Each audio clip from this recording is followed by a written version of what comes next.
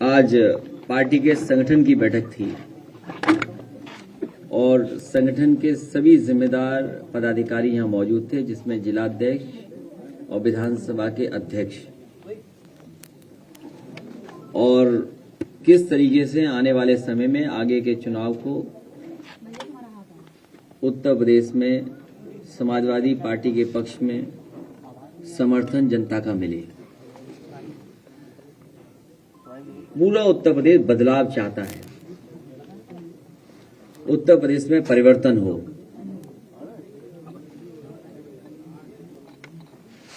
उत्तर प्रदेश की जनता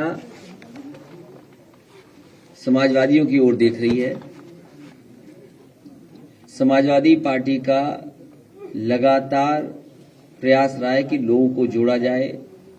पार्टी के प्रयास रहा कि जो क्षेत्रीय और छोटे दल हैं उनको भी जोड़ करके उत्तर प्रदेश की जनता को एक नई सरकार देने का काम करें।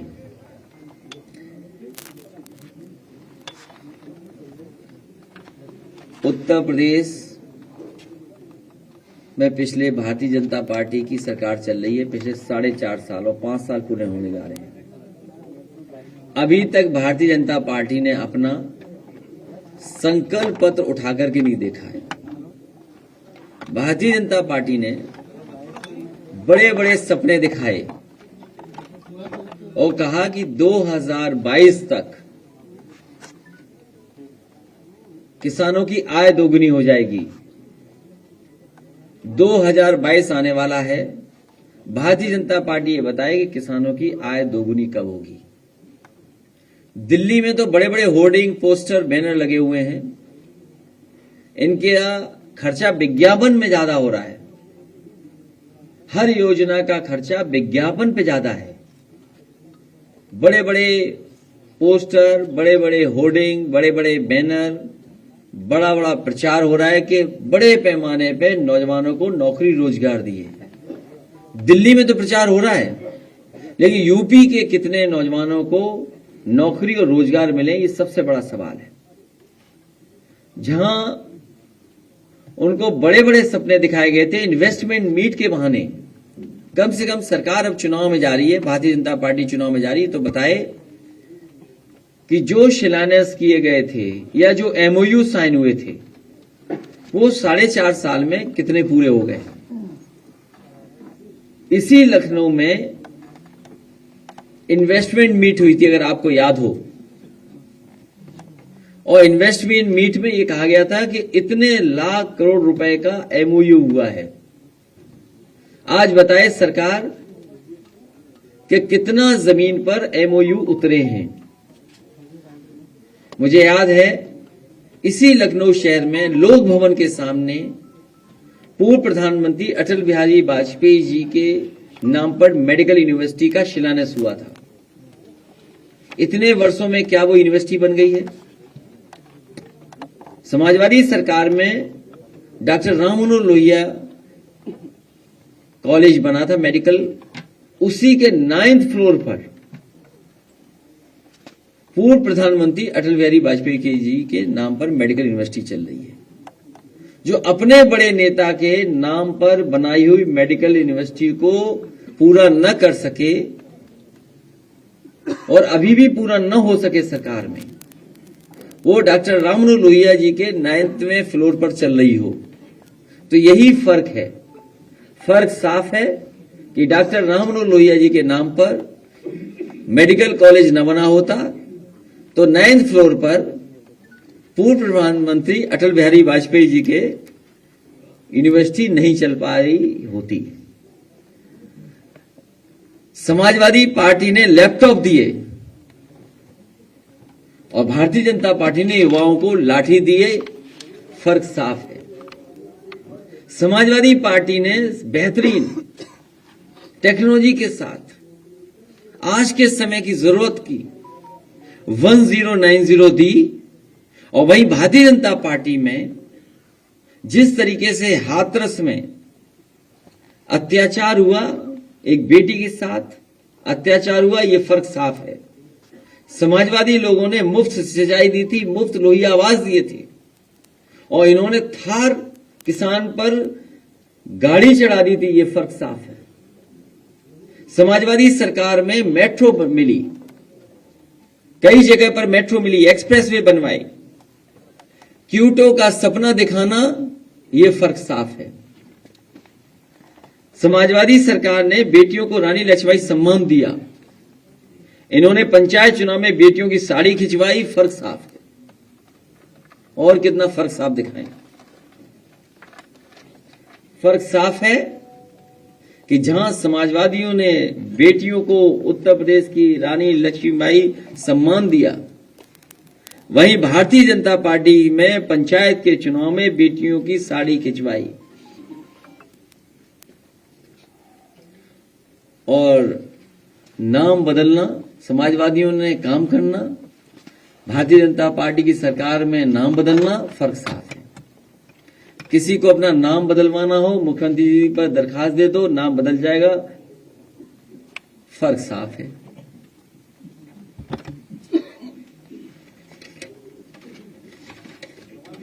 विकास में ज्यादा तो चर्चा अखिलेश की हो रही है लाल टोपी पर। लाल टोपी पर पीएमओ के ट्विटर हैंडल से, ऑफिशियल ट्विटर हैंडल से ट्वीट किया जाता है। उसके बाद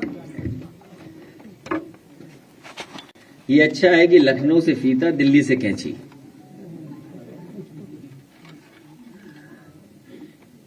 सरयू परियोजना, मुझे खुशी है इस बात की कि जो अभी तक विकास के कार्यों का उद्घाटन हुआ है, उसमें बड़े पैमाने पर समाजवादी सरकार का योगदान है। समाजवादी सरकार में वो कार्य आगे बढ़ाए गए। कम से कम सरकार ये डिनाई नहीं कर पाई कि हां 2012 से लेकर के 2017 तक सरयू परियोजना पे काम नहीं हुआ। जो वर्षों से सरयू परियोजना रुकी हुई थी, अगर उस परियोजना को आगे बढ़ाने का काम अगर किसी सरकार में हुआ है तो समाजवादी सरकार में 12 से 17, और इसके साथ साथ राप्ती परियोजना को भी आगे बढ़ाने का काम समाजवादी सरकार में हुआ। अब योजना की लागत बढ़ा दो, जब लागत बढ़ जाएगी तो वही कार्य दिखेगा परसेंटेज में कि इतना कम हुआ है। तो कम से कम अगर ये बताया है भारतीय जनता पार्टी की सरकार में कि उन्होंने काम पूरा किया है, तो ये भी बताते जाते कि 12 से 17 में समाजी सरकार में कितना काम हुआ। और केवल यही योजना नहीं, गोरखपुर का एम्स बन नहीं सकता था अगर समाजवादी सरकार में जमीन न दी होती तो। मुझे याद है जो सबसे पहले जमीन चिन्हित की गई थी, वो जमीन पर भारतीय जनता पार्टी ने खुद अपने कार्यकर्ता से पीआईएल करवाई थी हाई कोर्ट में। इस बात की जानकारी पत्रकार साथी जरूर दीजिए, उत्तर प्रदेश की जनता जाने कि गोरखपुर में जहां सबसे पहले जमीन चिन्हित हुई थी एम्स की, वहां पर भारतीय जनता पार्टी के नेताओं ने मिलकर के भारतीय जनता पार्टी के कार्यकर्ता से पीआईएल हाई कोर्ट में कराई, जिससे कि वो जमीन एम्स को न दी जा सके। और आरोप समाजवादियों पे लगे कि वो एम्स नहीं बनने दे रहे हैं। उस समय सबसे महत्वपूर्ण जमीन समाजवादी सरकार में, वहां की डेवलपमेंट अथॉरिटी की जमीन देने का काम समाजवादी सरकार में हुआ। उसका परिणाम यह हुआ कि आज गोरखपुर में एम्स बनकर के तैयार हो गया। और यही नहीं, गोरखपुर मेडिकल कॉलेज में 500 बेड सुपर स्पेशलिटी और दूसरा 200 बेड बच्चों का जैपनीज इंसेफेलाइटिस के लिए आईसीयू का बनाना भी समाजवादी सरकार में काम हुआ। कोविड के समय पर जितने भी अस्पतालों में लोगों की मदद हुई वो समाजवादी सरकार में बनी थी। और इसके साथ साथ मैं ये कह दूं कि जिस समय बहुजन समाज पार्टी की सरकार थी, कांग्रेस की सरकार लगातार मांग रही थी कि एम्स के लिए जमीन दी जाए, लेकिन किसी कारण वो जानकारी में नहीं है कि किस कारण जमीन नहीं दी जा रही थी। समाजवादी सरकार आई, जो चिन्हित जमीन थी वो दी गई, वो जमीन पसंद नहीं आई, दूसरी जमीन पसंद आई, तो उस समय भी समाजवादी सरकार ने जमीन दी, जिसका परिणाम ये हुआ कि रायबरेली में भी एम्स बनकर के तैयार हो गया।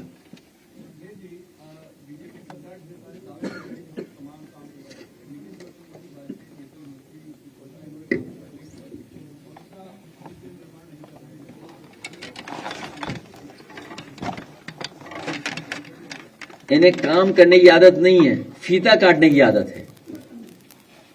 और पूर्व प्रधानमंत्री अटल बिहारी वाजपेयी जी के नाम पर यूनिवर्सिटी जो यहां नहीं बन पाई है, 9th फ्लोर में चल रही है, बटेश्वर के लोग इंतजार कर रहे हैं कि उनकी जन्मस्थली पे यही यूनिवर्सिटी आ जाए। अखिलेश जी, अनुप्रिया पटेल जी का हमने काम किया, उन्होंने कहा कि राजनीतिक संभावनाओं का खेल है और आपके लिए भी दरवाजे बंद नहीं हुए हैं। क्या कुछ ऐसा भी हो सकता है कि इनके सहयोगियों में से आप कुछ लोग तोड़ दें या कुछ अंदर खाने की बातचीत? अब इस कमरे में इससे ज्यादा लोग तो नहीं आ सकते। तो आपका मतलब पैक है, आपका पूरा पैकेज, कोई जगह नहीं किसी को उसमें? लगभग सीटें फुल। हाँ, अगर कोई इस्तीफा देकर के आएगा कहीं दिल्ली सरकार से तो विचार कर सकते हैं, उसमें क्या है। अखिलेश जी, नहीं, अगर ये बात सच कह रहे हैं तो, अगर इसमें तोड़ मरोड़ के नहीं आ रही बात तो अच्छा, तब ठीक है। Of the record, on record, ठीक है।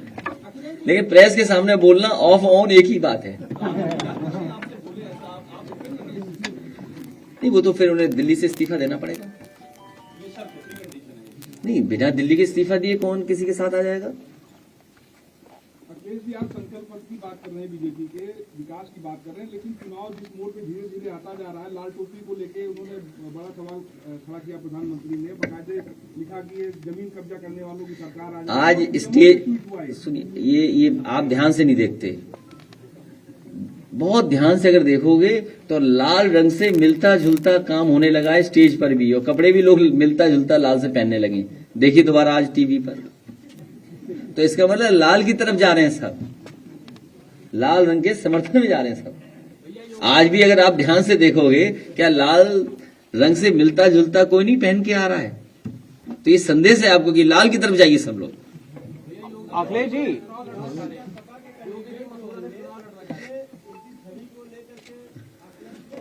मैंने ये बहुत महत्वपूर्ण सवाल आपने पूछा है, इसी पे चर्चा हुई है कि हमारे जो विधानसभा के अध्यक्ष और पार्टी के जिले के अध्यक्ष यहां मौजूद हैं, उनसे मैंने राय ली है कि जमीनी हकीकत में कौन बेहतर प्रत्याशी है या कौन ऐसा है जिसको आप चाहते हैं, सुझाव दीजिए।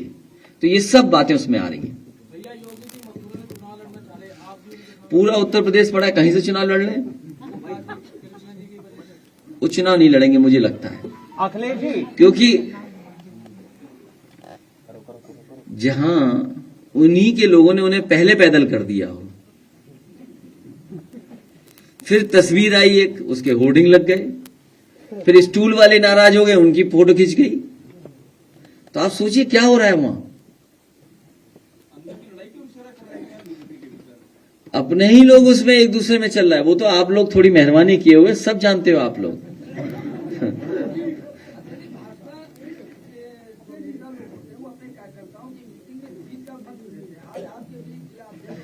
जो मंत्र दे दिया गया वो आप तक नहीं पहुंचेगा। मैंने ये बता दिया कि प्रेस का कोई पूछे तो गलत बताना।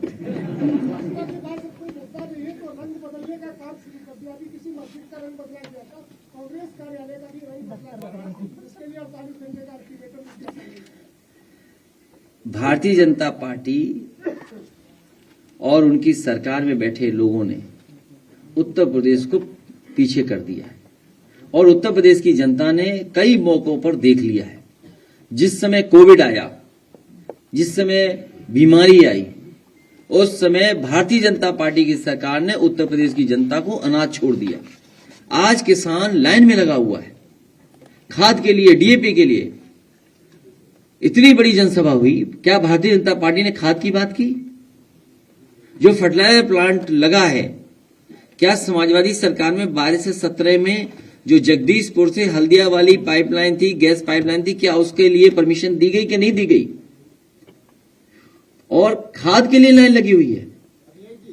कोई जिला नहीं बचा जहां पर खाद की लाइन न हो। खाद ही नहीं है। जिस समय फसल को खाद चाहिए, बताओ खाद नहीं हुई तो पैदावार पर असर पड़ेगा नहीं पड़ेगा? और ये जानबूझकर खाद नहीं मंगा रहे हैं, क्योंकि इन्हें पता है खाद नहीं आएगी तो पैदावार नहीं बढ़ेगी, तो विदेश से इन्हें अपने आप इंपोर्ट करना पड़ेगा। ये तैयारी में है कि दुनिया के दूसरे देशों से चीजों को इंपोर्ट करेंगे। आप देख लेना अगले वर्ष इंपोर्ट बढ़ जाएगा। जिस तरीके से पाम ऑयल बाहर से आ रहा है, क्या आपके बुंदेलखंड में नहीं मस्टर्ड ऑयल हो सकता? तिल हो सकती है, सरसों का तेल, सोयाबीन, ये 3 ही तेल हैं जो सबसे ज्यादा इस्तेमाल होते हैं। क्योंकि ऑयल आपके यहाँ नहीं है वेजिटेबल ऑयल, इसलिए पाम ऑयल का इंपोर्ट कर रहे हैं आप पाम ऑयल का इंपोर्ट कर रहे हैं इसलिए कि कुछ कंपनियों को आप लाभ पहुंचाना चाहते हैं।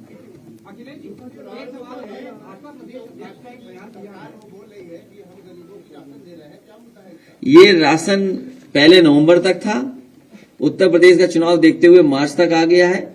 क्या उसके बाद गरीबी मिट जाएगी?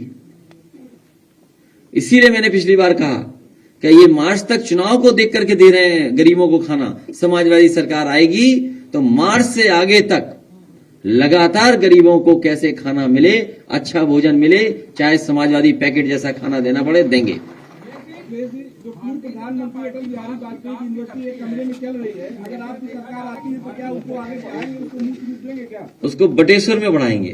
बटेश्वर में बनेगी? नहीं, जहां जन्मस्थली है वहां के लोग याद कर रहे हैं। नहीं, जो बटेश्वर के लोग हैं वो याद कर रहे हैं कि उनके यहाँ भी अटल बिहारी वाजपेयी के नाम पर कुछ बड़ा काम हो जाए। घाट समाजवादियों ने बना दिए थे, वहां के मंदिरों को संरक्षण करने के लिए काम समाजवादियों ने किया। बहुत देश का सबसे बड़ा बाइसिकल हाईवे बनाया 200 किलोमीटर का वहां पर। वहीं उसी के बगल में बर्ड फेस्टिवल कराया, तमाम योजनाएं आई। वहां बटेश्वर के लोग इंतजार कर रहे हैं कि जो medical university Rammanohar Lohia university 9th floor पे चल रही है उसका ट्रांसफर बटेश्वर में हो जाए। अखिलेश जी, समाजवादी पार्टी के मैनिफेस्टो में अल्पसंख्यकों का जिक्र होता है। मुस्लिमों से लेकर सिख, जैन, ईसाई, पारसी, बौद्ध, इनके लिए आपके मैनिफेस्टो में किस तरह की जगह होगी? जब मैनिफेस्टो आए तो आप देख लीजिएगा, उनके लिए विशेष कार्य होंगे।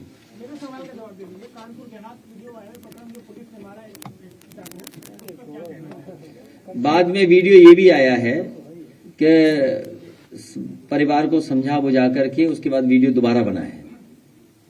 लेकिन पुलिस उत्तर प्रदेश की लगातार लोगों पर अन्याय कर रही है। ये जो काम पुलिस को करना चाहिए वो कम, लेकिन लोगों पर अन्याय ज्यादा पुलिस कर रही है। अखिलेश जी, चंदौली वाली घटना पर कुछ बता दीजिए, जो सफाइयों के साथ लाठीचार्ज हुआ। पुलिस का कामकाज पॉलिटिकल लोगों को और पॉलिटिकल लोगों के खिलाफ कार्रवाई करना, पॉलिटिकल लोगों को अपमान करना, यही कामकाज सरकार के निर्देश पर पुलिस कर रही है।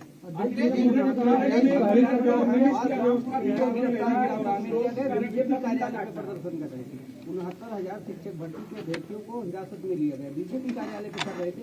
लंबा मुद्दा चल रहा है और इसके देखिए, जिस तरीके से 3 कानून वापस ले लिए गए हैं, हो सकता है चुनाव से पहले ये भी फैसला ले लेगी सरकार 69,000 बच्चों का।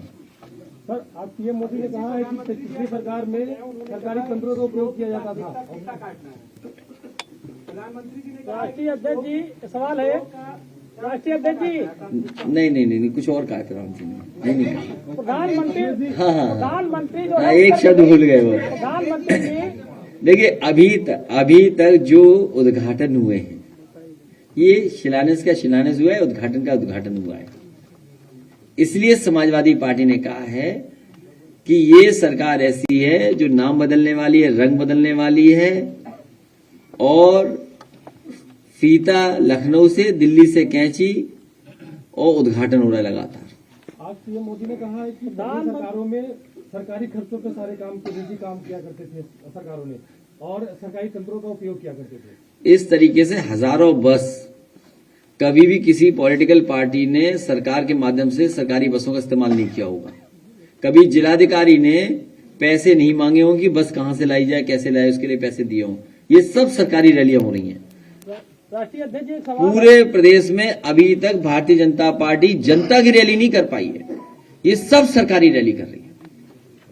राष्ट्रीय अध्यक्ष जी, एक सवाल है, प्रधानमंत्री जिस तरीके से ताबड़तोड़ उत्तर प्रदेश में चुनाव का दौरा करके, रैलियां करके उत्तर प्रदेश को योगी बनाम अखिलेश न करके मोदी बनाम अखिलेश चुनाव करना चाह रहे हैं। पूरे उत्तर प्रदेश की जनता जान रही है कि योगी जी जा रहे हैं। लोगों को योगी सरकार नहीं, एक योगी सरकार चाहिए। अखिलेश जी, एक सवाल, भाजपा प्रदेश अध्यक्ष ने कहा है कि बसपा को कोई कम ना आके मजबूत है और उसका अपना एक बड़ा वोट बैंक है। कम बसपा के पक्ष में ऐसा बयान देने कल आके इनसे भी थोड़ी देर में बात कर लेना, हमारा जवाब ये देंगे। अरे ये भी प्रदेश अध्यक्ष हमारे, ये बड़े पटेल नेता हैं। अच्छा ठीक है, इसलिए मैंने कहा कि अच्छा ठीक है, ये नया पत्रकार है, इसका भी जवाब दे दो, इसका चल जाएगा थोड़ा।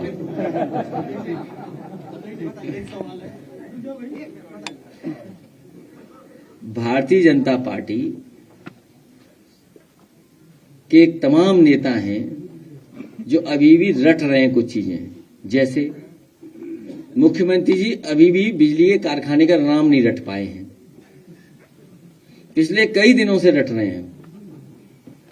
और जिनकी आप बात कर रहे हो, जो कभी कभी ट्वीट करते हैं, उन्होंने और उनकी पार्टी ने वादा किया था कि बच्चों को लैपटॉप देंगे, बच्चों को टैबलेट देंगे, बच्चों को फ्री वाईफाई मिलेगा, डेटा मिलेगा। कम से कम उनसे आप बगल में बैठ करके अपना मोबाइल उन्हें दे करके कहिए कि जरा ये चला के तो दिखा दो। तो अभी तक तो हम जानते थे कि एक नहीं चलाना जानता है, अब पता लगे दूसरे भी नहीं चला पाते हैं। तो इसलिए उनकी बातों पे ध्यान मत दो।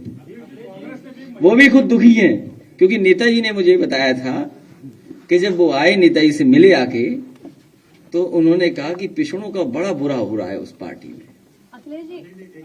तो सोचिए, नेताजी से कह के आए, इसीलिए हमने वहां कूपन रखवा दिया एक पार्टी की सदस्यता का कि अगली बार कोई आए तो नेताजी से कहूंगे पहले सदस्य बना दो इसको पार्टी का। तब से गए कि नहीं गए ये?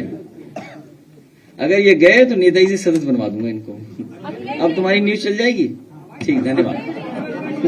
अखिलेश जी, कांग्रेस ने अपने मैनिफेस्टो महिलाओं के लिए खास तौर पे मैनिफेस्टो जारी किया है, तो आपके मैनिफेस्टो समाजवादी पार्टी का जब मैनिफेस्टो आएगा तो आप देखेंगे किसानों के लिए, नौजवानों को नौकरी और रोजगार और ठोस काम क्या होगा जिससे नौजवानों को नौकरी रोजगार मिले।